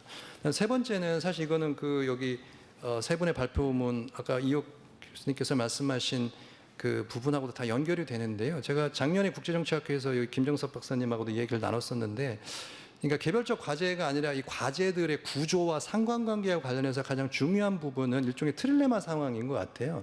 무슨 얘기냐면 저희가 지금 그게 뭐 자주가 됐건 자강이 됐건 자율이 됐건 요 한 축의 과제, 그다음에 남북관계 개선의 과제, 그다음 한미동맹 강화의 과제, 이 세 가지의 과제를 사실 동시에 좀 달성을 해야 되는데 문제는 이 세 가지의 과제가 일정 부분 충돌한다, 일종의 약간의 트릴레마 상황이 좀 있다는 부분인 것 같습니다. 그런 점에서 좀 더 직접적으로는 그게 자주든 자강이든 자율이든 어떻게 보면 이게 이제 능력의 증강을 포함을 할 수밖에 없고, 그거는 군사적으로 보면 이제 군비 증강 쪽에 더 가까운 것이지요. 또 거기에 더불어서 요새 이제 군사 혁신이라는 과제를 전 국가적으로 또 국방부 차원에서 굉장히 열심히 하고 있는데, 이런 새로운 시대 기술적이고 국제정책 차원에서의 제기되는 군비 증강의 압력들을 어떻게 조화롭게 이 군비 통제 트랙과 결합시켜 나갈 것이냐, 이 모순을 어떻게 해결할 것이냐, 이 부분에 있어서도 좀 해안이 있으시면 말씀해 주시면 감사하겠습니다. 그리고 마지막으로 아주 간단하게 그 종전선언 관련해서 실사구시의 관점에서 할 수 있는 걸 하자, 하고 싶은 것이 아니라 할 수 있는 걸 해야 된다는 말씀 전적으로 공감을 합니다. 다만 제가 읽으면서 이런 생각도 좀 들었거든요. 그러니까 북한에서 저희를 이제 교전 중인 두 국가 관계로 규정을 하지 않았습니까? 그러면 이제 그 교전 중인을 인정을 한 건데, 그렇게 보면은 오히려 북한의 논리와 그걸 비춰 봤을 때 저희가 그 테이블에 올라갈 수 있는 근거든 오히려 북한이 강화해 준 것이 아닌가라는 생각이 들어서 저희가 미리 선을 걸 필요는 없지 않을까, 뭐 이런 생각도 참 간단하게 해봤습니다. 이 정도 마치겠습니다. 감사합니다. 네, 고맙습니다. 나중에 이제 발제자님께서 이 토론자에 대해서 답변해 주시고요. 노영구 교수님 부탁드립니다. 네. 그 오늘 질문할 내용을 토론을 정리해 왔는데 대부분 이야기를 다 해버리셔가지고 저는 관점을 달리하는 말씀을 좀 드릴까 합니다. 저는 항상 국제정책 책을 읽을 때마다 가장 많이 느끼는 것 중에 하나가 오늘 답을 우리 사회자님께서 말씀하신 것 같습니다. 공존이냐 공천이냐는 말씀하셨는데 제가 보기엔 입장도 동일한 입장을 가지고 있습니다. 많은 분들은 어떤 식으로 우리가 선택할 것이냐에 대한 얘기들을 대부분 하는 것 같습니다. 공존 자체도 아마 그런 관점 같습니다. 근데 저는 어떤 식으로 행동해서 변화시킬 것이냐는 문제에 집중을 좀 해야 된다고 생각을 합니다. 예를 들면 이런 것 같습니다. 한미동맹 문제에서 우리가 이제 한미동맹 강화론을 이야기하고 아니면 이제 자주냐 뭐 이런 문제를 말씀하는 거 있습니다만, 양자 과연 대척적이냐는 생각을 할 필요가 있습니다. 뭐 예를 들면 그런 것입니다. 우리가 실은 한국에서 전략무기라든지 전략 억제력을 확보하는 과정을 엄밀히 따지면 한미동맹과는 그다지 연계성을 가지고 있지는 않습니다. 실은 상대적으로 한국이 독재 구축했던 다양한 어떤 억제력들은 실질적으로 한미동맹 내에서 논의보다는 어찌 보면 한국의 어떤 자주적 입장이라든지 독자적 입장과 관련돼 가지고 나타난 여러 가지 무기 개발이라든지 억제력을 확보하는 과정이었기 때문에 실은 관계는 없습니다만, 실질적으로 그것이 이제 지금 동아시아 지역에서의 어떤 평화 공존이나 평화의 중요한 어떤 수단이 되고 있는 게 사실이지 않습니까? 근데 우리는 이제 한미동맹에서의 어떤 그 긴밀한 협조 과정만이 반드시 그 동아시아의 어떤 평화 문제나 이런 문제에 강조된다고 생각했습니다만, 저는 과연 그것이 적절한 패러다임이냐, 저는 그런 개인적 생각을 가지고 있습니다. 예를 들면 이런 것입니다. 최근에 이제 우리가 한국과 일본이 비슷한 시기에 이제 이른바 미사일 방어 체계를 준비를 했습니다. 2000년 초반에. 근데 일본은 이제 미국과의 어떤 연대를 통해서 만들었고, 우리는 독자적인 방어 체계를 갖게 됐습니다. 근데 결국은 이제 2026년이라는 관점에서 본다면 일본은 지금 글쎄요, 우리보다 얼마나 훌륭한 방어 체계를 갖고 있고 또 미국이 얼마나 그 도움을 주고 있는지는 고민을 볼 필요가 있습니다. 실제 지금 한번 세계 평화라고 관점에서 본다면 한국이 구축했던 여러 가지 방어 체계들이 오히려 세계 전반적으로 본다면 오히려 도움을 주는 측면도 있다. 그런 관점으로 본다면 반드시 우리가 한미동맹에서의 어떤 문제와 어떤 선택의 문제만은 우리가 관점을 가질 필요는 아니다. 독자적인 측면도 오히려 한미동맹의 어떤 기여하는 부분도 많고 세계 평화에 기여하는 부분이 상당히 많은데, 그러한 부분들의 이해 자체가 그렇게 보이지 않는 측면이 있는 것 같습니다. 저는 한미동맹과 그리고 자주 입장은 기본적으로 대척적이라든지 선택의 문제라고 저는 생각하지 않습니다. 기본적으로 상황에 따라서 우리의 국가적 이익이라든지 우리의 입장에 따라서 우리가 결정을 하고 적절하게 행동을 함으로써 이제 오히려 평화가 만들어지는 과정. 그러니까 저는 선택의 문제가 아니라 행동을 통한 변화, 이런 관점을 우리가 좀 가져갈 필요가 있겠다 개인적으로 생각하고 있습니다. 저는 뭐 역사를 전공한 사람입니다만 재밌는 사례를 하나 들어드리겠습니다. 이제 15세기에 어떤 일이 있었냐면 조선이라는 국가가 명과의 어떤 동맹 체제보다는 이제 독자적 체제를 되게 강조를 했거든요. 근데 그때 구축되었던 여러 가지 억제력들이 실은 명예 위기 상황에 아주 적절히 작동을 하게 됩니다. 근데 16세기 이른바 조선과 명일체화가 강조되면서 이제 만들어졌던 조선의 어떤 약체화가 결국은 이제 오히려 명예의 어떤 동아시아 질서를 위협하는, 동아시아 약화시키는 그런 어떤 요소로 작동했던 경험도 있습니다. 실은 그래서 우리는 이제 선택이냐 행동이냐 문제에서 저는 지금 적어도 2026년을 살아가는 우리 한반도는 적어도 행동을 통한 변화, 이것이 오히려 중요한 어떤 관점이 되어야 한다, 그런 생각들을 개인적으로 가지고 있습니다. 또 하나 이제 우리가 국제정치학에서의 어떤 당위 같은 것들이 있는데요. 한 두 가지 같습니다. 하나는 불안정 시대, 그 다음에 미중 패권 시대라고 하는 이런 어떤 당위를 우리가 얘기하는데, 과연 그 당위 자체가 과연 적절한지, 우리가 역사의 긴 관점에 본다면 지금 2025년 6년이 살아가는 이 시기에 과연 물론 불안정 시대는 사실입니다만 얼마나 불안정한지에 대한 고민, 당위로 받아들일 필요가 있겠느냐. 당위로 받아들일 경우는 어떤 식이냐면 서두르게 되고 그 다음에 조바심을 가지고 그러다 보면 이제 우리가 잘못된 선택을 할 수 있는 그런 과정도 있게 되거든요. 그러니까 오히려 그것보다는 좀 더 여유 있는 어떤 사고, 그런 걸 좀 가질 필요가 있을 것 같습니다. 그거는 제가 어떤 전반적인 저의 어떤 생각들을 말씀드린 것이고요. 몇 가지 말씀드리겠습니다. 하나는 이제 북핵 문제와 관련된 겁니다. 근데 아까 뭐 김정수 박사님도 말씀을 하셨습니다만 우리가 실은 북한을 끌어당길 수 있는, 테이블로 당길 수 있는 뭐 제안이나 의견에 대한 것들을 한번 우리 최영원 박사님에게 묻고 싶습니다. 그 다음에 하나는 이제 군비 통제에 대한 우리의 어떤 그 몇 가지 뭐라 그럴까요?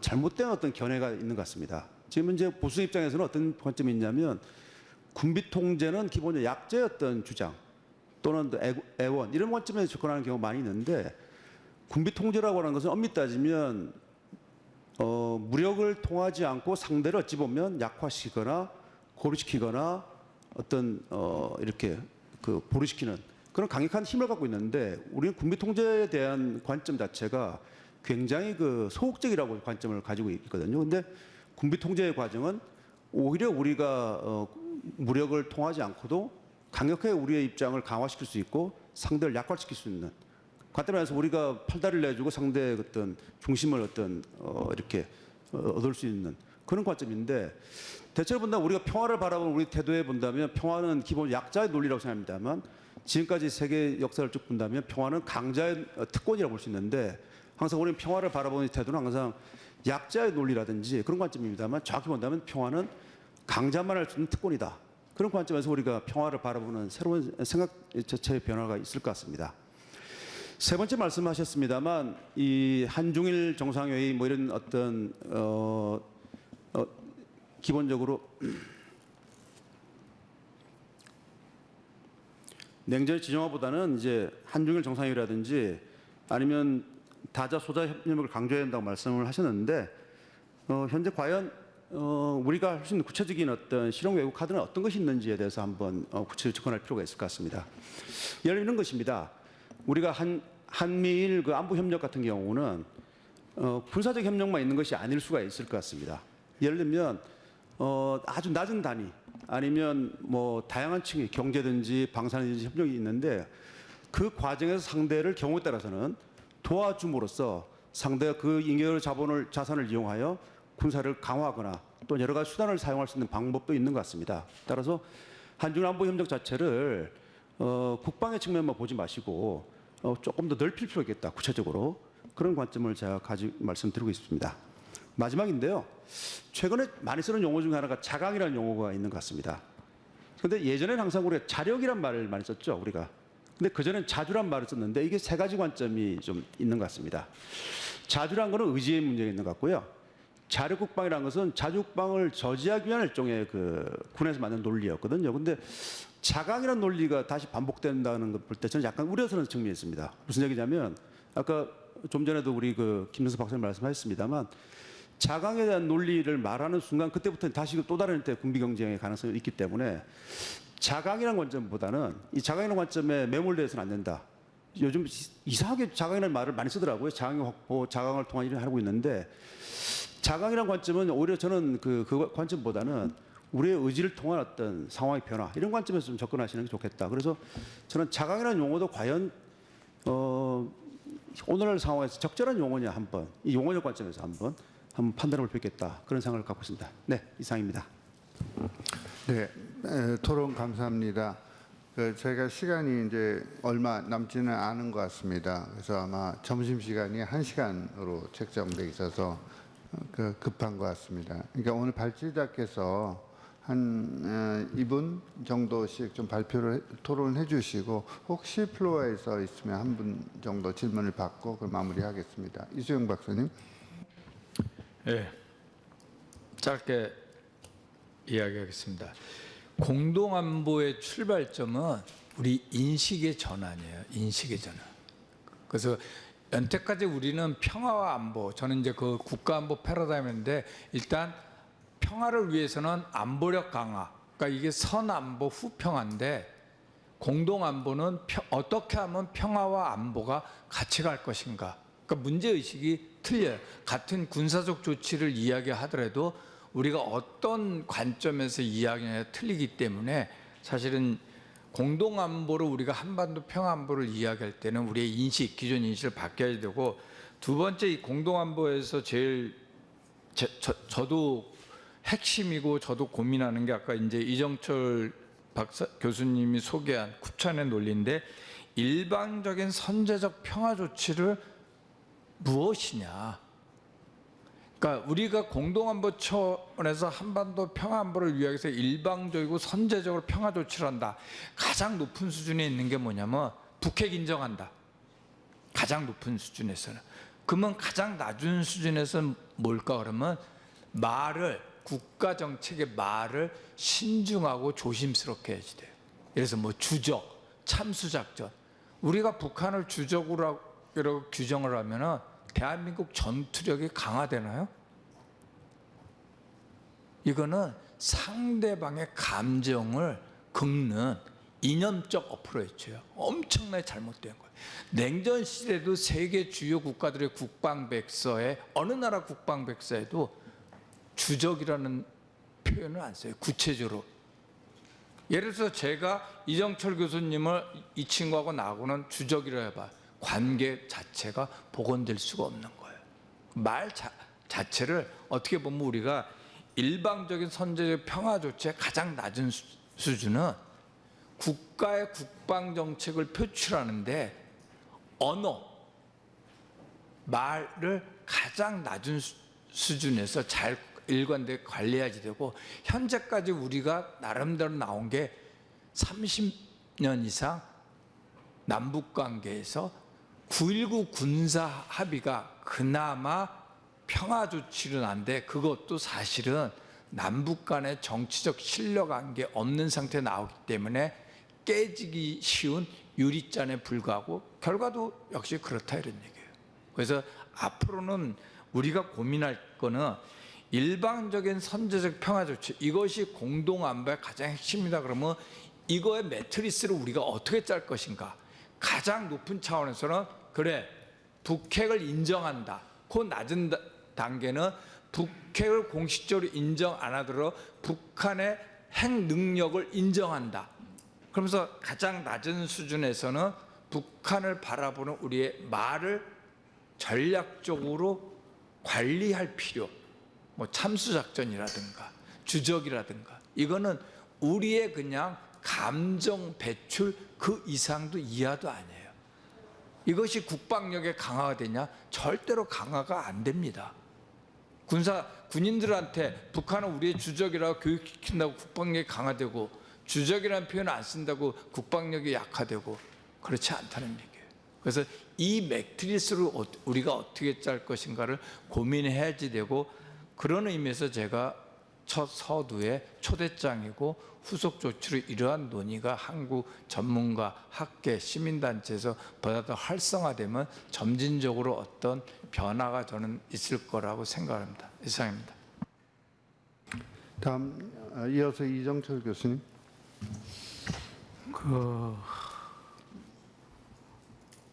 저희가 이제 발표에서 주되게 말씀드린 게 전략적 모호성 얘기거든요. 근데 이제 군인들의 생각들은 이게 모호한 게 못 견뎌야 하는 거. 이거 명령을 해야 되니까 이게 무슨 말인지 모르면 행동을 못 하는. 그 군인들 가르치다 보니까 안경모 교수도 자꾸 이제 이게 뭐 하자 이러면 못 견뎌. 제가 이 말씀 왜 드리는가 그러면 종전선언 하자 이러면 북한의 교전국 관계를 강화하는 거다. 그 논리를 강화하는 거다. 이렇게 얘기하면 이게 이제 우리가 선제적으로 할 수 있는 게 아무것도 없어지는 거죠. 그래서 저희가 이제 일방주의로 뭔가를 하자는 게 필요하다고 말씀드리는 건데, 그게 저희들의 교전국 논리를 강화하는 거란 생각을 갖고 있으면 이게 되게 이제 고민스럽잖아요. 뭔가 하기가. 좀 비슷한 건데, 이 대거 발언을 했잖아요. 브론슨이. 근데 이게 사실은 역사적으로 가면 옛날에 조선을 청나라의 대거다, 일본을 찌르는 당금이다 이렇게 얘기했단 말이에요. 프로이센 고문이. 그러니까 이제 그 친구 얘기는 조선을 지정학적 도구로 보는 발상들에서 한국을 봤던 시각이에요. 지금 브론슨이 그렇게 보는 거거든요. 그러니까 한국과 한반도를 지정학적 도구로 보는 거는 되게 위험한 발상들. 근데 이제 이런 것들이 그 군인들이 생각하는 어떤 의미에서의 명료성과 관련한 자기들의 세계관이 있다고 저는 생각이 되는 거예요. 그래서 이제 저희 같은 경우에는 가급적이면 모호하게 상황들을 이렇게 풀어가면서 우리의 실익들을 어떻게 지평할 것이냐 이런 생각들을 자꾸 하게 되는 거죠. 근데 뭐 제가 아까 처음에 농담으로 군인들 얘기했지만 학자들 중에도 그 명료성이 필요하다고 생각하시는 분들이 되게 많죠. 근데 저희가 기본적으로 생각하는 위기태세에서 생각해 보면 한반도가 위기다. 그러면 이 위기를 우리가 풀어가는 방법들이 뭐냐 해서 상황들을 좀 더 모호하게 묘사하면서 실익을 추구하는 거. 그리고 그 과정에 위험 감소와 군비 통제 또는 뭐 이거를 운용적 군비 통제, 구조적 군비 통제 이렇게 쓰기도 하지만 리스크 리덕션과 암수 컨트롤이라는 큰 틀 내에서 이렇게 서로의 위험들을 줄여나가는 방도가 뭐냐 이런 것들을 찾아 나가는 과정에 이제 공동안보 개념도 하나의 도구로 저는 쓰인다고 생각을 하거든요. 그래서 아까 이제 여러 가지 질문들 많았지만 뭐 제 생각에는 그 모든 질문들의 근본적인 메타 논리로 가면 우리가 어디까지 명료하게 입장을 정리할 것이냐 이런 거고, 트릴레마도 사실은 그걸 분명하게 하면 할수록 트릴레마는 분명해지는 거거든요. 근데 그 트릴레마를 해결하는 방법은 그걸 좀 더 모호하게 처리하는 방법이지 않느냐. 근데 그걸 모호하게 할 때 우리 사회나 또는 여러 관료 체계나 또 우리 학자들이 그 얘기들을 얼마나 견뎌내고 서로 공감하고 이렇게 척하면 삼척이고 툭하면 호박 떨어지는 소리 같이 상호간에 공감대로 갖고 문제를 풀어가는 그게 엠퍼티가 있느냐. 그게 없는 게 저는 불안한 거죠. 뭐 저도 대충 좀 모호하게 답을 드렸습니다. 네. 이어서 최영환 교수님. 예, 그 마지막 질문이 이제 자강과 자주의 개념의 문제 말씀하셨는데, 이제 자주가 의지를 좀 더 보여주는 개념이고 자강이 어쩌면 능력을 나타내는 개념이라는 점에서는 뭐 그 말씀하신 지적이 타당하다고 생각합니다. 근데 역량이라는 게 의지 곱하기 능력이잖아요. 둘 중에 하나가 제로면 제로가 되는 게임이라 더 좋은 단어가 혹시 있으면 제가 사용해 보겠다. 지금은 제가 딱히 더 좋은 단어가 생각이 안 난다라는 거고요. 나머지 질문들은 이제 뭐 기본적인 인식과 관련된 거라고 생각하는데 아까도 말씀드렸지만 저는 지금의 정세라는 거를 신냉전 혹은 냉정적인 진영화로 판단을 하면 우리의 정책 옵션이 지나치게 제한이 되거나 혹은 우리가 할 수 있는 것들도 하지 못하게 되는 굉장히 좀 양자택일적 선택을 해야 되는 국면으로 가는 게 바람직하지 않다라는 게 기본적인 입장이고요. 그렇게 보면 한중일 협력을 뭐 군사적인 측면에 매몰되지 말고 포괄적으로 보자라는 의견에도 100% 동의할 수밖에 없다라고 생각을 하고요. 이제 북한을 어떻게 핵 문제 해결과 혹은 군비 통제와 관련돼서 북한을 견인할 수 있겠느냐라는 질문도 저는 비슷하다고 생각합니다. 뭐 하나의 굉장히 뾰족한 수가 있어갖고 북한을 확 당길 수 있는 수단이 있다면 제일 좋겠지만 지금 사실 고민은 하나는 우리가 북한을 어떻게 견인할 거냐에 대한 문제이기도 하지만 또 다른 우리가 말하지 않지만 머리에 둬야 되는 고민 중에 하나는 어쩌면 기회는 신라처럼 찾아올 텐데 그 신라 같은 기회를 활용할 수 있느냐의 문제도 있다고 생각합니다. 그거는 결국에는 얼마나 우리가 많은 옵션을 준비하고 있어야 되느냐의 문제일 것이고 옵션이 많이 준비돼야 되고 북한이 가지고 있는 전략이라든가 이것들의 대응 수단들이 많이 마련될 수 있을수록 기회를 활용할 수도 있을 것이고 그 국면에 따라서 북한을 견인할 수 있는 수단들도 좀 더 다양하게 마련될 수 있지 않을까 그렇게 생각을 합니다. 뭐 직접적으로 대답을 못 드려 죄송합니다. 네, 감사합니다. 혹시 시간이 많이 지나서 네, 곽태현 선생님하고 질문 2개 받고 간단하게 좀 답변하도록 그렇게 하겠습니다. 네.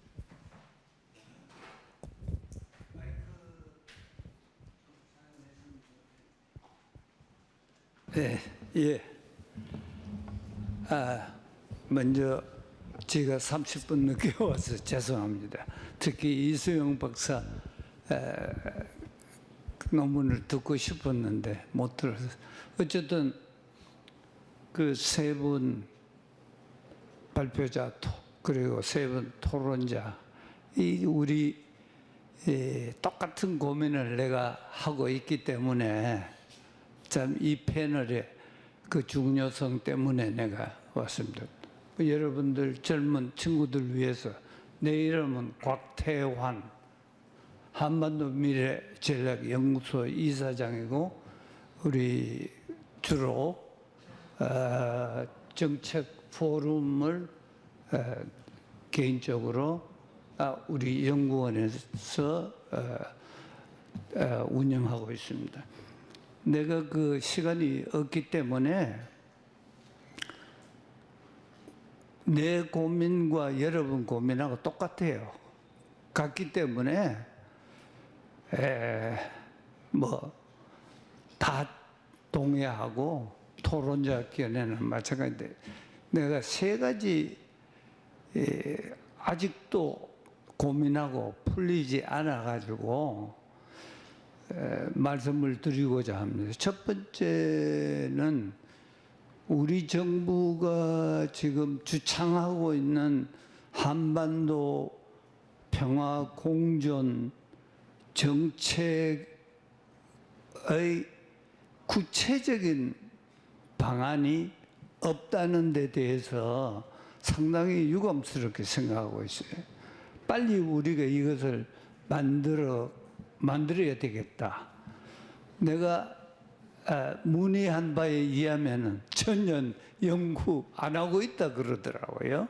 그래서 그게 앞으로 각 연구소에서 이 문제에 대해서 보다 이재명 정부가 추구하고 있는 핵 없는 한반도 평화 공존 정책의 실체를 밝혀야 돼요.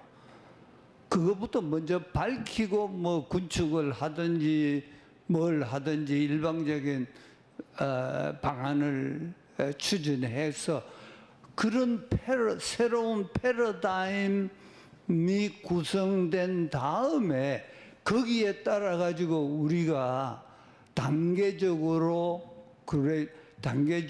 점진적으로 북한과 대화를 이어나가야 되는데 그거 없이 아무 그런 패러다임도 없고 아무 블루프린트도 없이 미국에 하자고 하자고 한다면 그거 따라가면 우리는 안 된다고 생각하기 때문에 이 점을 내가 강조하고 싶고, 두 번째는 우리 한국 내의 보수와 진보의 갈등인데 이재명 정부 내도 동맹파와 자주파, 소콜드 자주파 간의 갈등은 아주 심각한 것으로 알고 있습니다. 근데 안보 문제나 평화 문제는 원 보이스를 해야 됩니다. 이게 이제 우리가 처해 있는 내가 갖고 있는 고민이에요. 절대로 이게 분리가 되거나 서로 갈등 관계를 가져서는 안 되고 어떻게 하든 협의해야 되고, 실제적으로 그 차이점이 별로 없더라고요. 그걸 구체적으로 이야기는 못 하겠습니다만 시간이 없기 때문에. 그다음 세 번째 그 핵심 이슈라 할까, 우리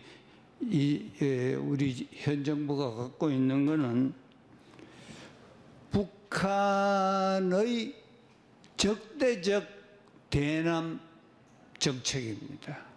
이제 이정철 박사가 그 문제에 대해서 많은 고문을 하시고 거기에 대한 여러 가지 방안도 이야기했는데 나도 뭐 공감합니다만은 이 결과적으로 이 적대적 헌법에는 그런 규정을 안 했더라고요. 다행스럽게. 지금 적대적 대남 정책의 근본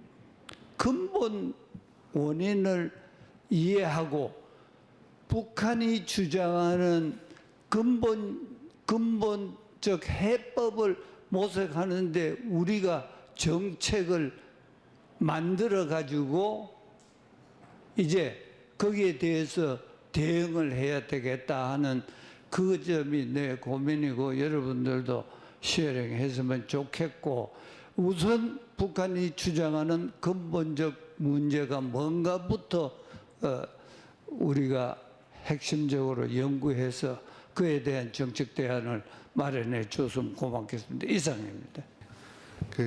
곽태환 선생님께서 평생을 연구하신 것들 좀 아주 짧은 시간에 말씀하셨습니다. 시간이 이제 많이 지나서 저쪽에 메시지가 자꾸 오는데 혹시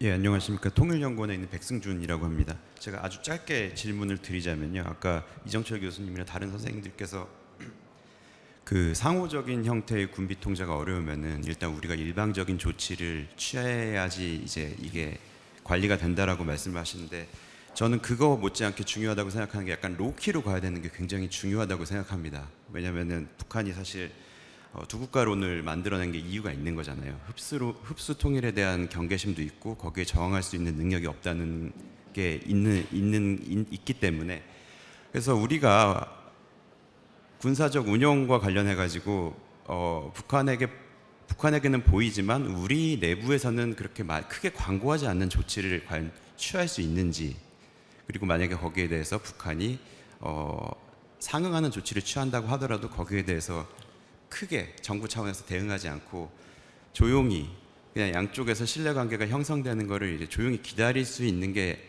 가능한 건지, 제가 이게 아무래도 민주주의 정치에서는 성과를 이제 광고를 해야 되는 그런 측면이 있기 때문에 이 생각이 좀 탁상공론인지 아닌지 좀 선생님께 한번 여쭤보고 싶었습니다.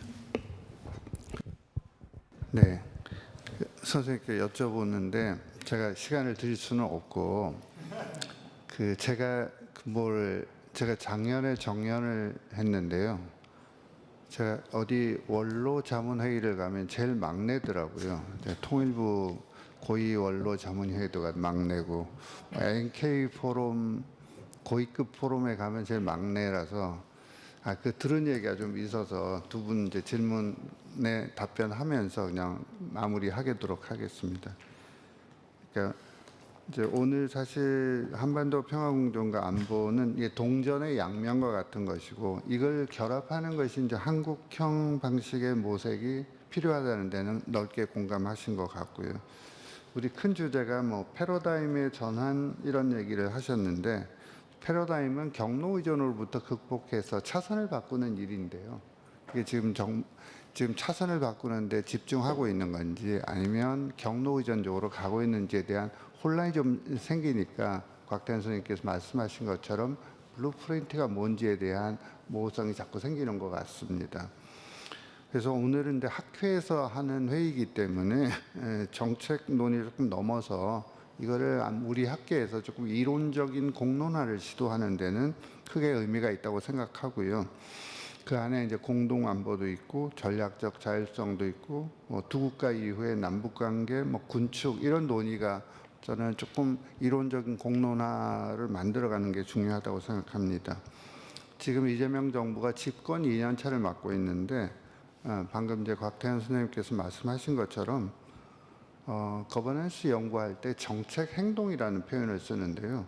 이 정부가 종합적인 설계를 세우고 일의 순서를 정하는 정책 행동이 있는가 하는 데 대한 질문도 자꾸 있는 것 같습니다. 탑 레벨 디자인이 없고 1년이 지났는데 국가안보 전략 보고서가 안 나오고 있습니다. 그래서 아마 외부에서 보기에는 한국의 외교 정책의 방향이 굉장히 실용적이고 즉흥적이긴 한데 이 큰 블루프린트가 뭔지 하는 그런 것에 우려의 말씀을 주신 것 같고 그 상태에서 아마 한국 내에서의 외교 정책을 둘러싼 여러 가지 조금 인식상의 괴리도 거기서 발생하는 것 같습니다. 뭐 실제로 저는 동맹파와 자주파가 있는지는 모르겠지만 동맹자주파라고 그러기는 하더라고요. 그런 표현이 나오는 것들은 안에 이런 여러 인식 차이가 조금 있는 것이 아닌가 생각합니다. 그래서 이제 좌회전을 켜고 우회전 지금 자꾸 하고 있는 것 같아요. 근데 자꾸 이런 일이 벌어지게 되면 저 사람이 진짜 어디로 가려고 하는지에 대한 혼란들도 좀 생길 수 있는 부분이 있다고 생각합니다. 학계는 기본적으로 정보가 부족한 상태이기 때문에 그러나 이런 이제 이론적 공론화를 통해서 정책이 조금 더 생산의 효율성을 높일 수 있도록 기여해야 한다고 생각합니다. 제가 예전에 그러니까 오늘 논의를 들으면서 해밍웨이 소설에 보면은 없는 것을 생각하지 말고 있는 것으로 무엇을 할 것인지 생각하자 이런 게 이제 해밍웨이 소설에 그런 게 있는데 우리가 지금 해야 될 일이 그런 거 아닌가 싶습니다. 지금 있는 주어진 여건 속에서 막 그 상상의 나래를 피고보다도 지금 어디에서 무엇을 발견해서 이것을 미래로 설계할 것인가 하는 그런 이제 생각들을 해주는 좋은 세션이었다고 생각합니다. 세 분 발표자 선생님 그리고 세 분 토론자 선생님의 좋은 발표와 토론에 감사드리면서 이 세션을 마무리하도록 하겠습니다. 여러분 감사합니다.